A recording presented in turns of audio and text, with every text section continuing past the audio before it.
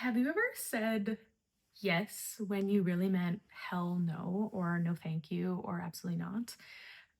Me too. And same with most of my clients. Something I notice is that people will really try to be good clients, good students, good healers, good people.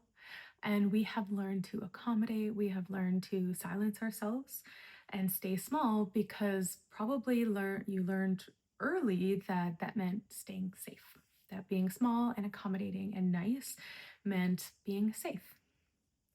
And so people override their own discomfort to stay agreeable, and they do that in our sessions as well. And so I'm here to let you know that in this work, your pace matters, your no matters, because this isn't a top-down expert kind of relationship. This is a collaboration, and I'm not here to tell you what to do or what's true for you. I'm here to help you explore what's true inside of you. So it doesn't mean silencing yourself. It means we slow down long enough to go at your pace. We learn what yes feels like in the body. We learn what no feels like in the body.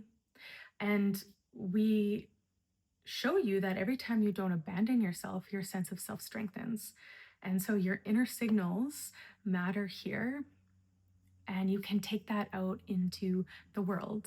And so I love when people say no in our sessions and we celebrate your no.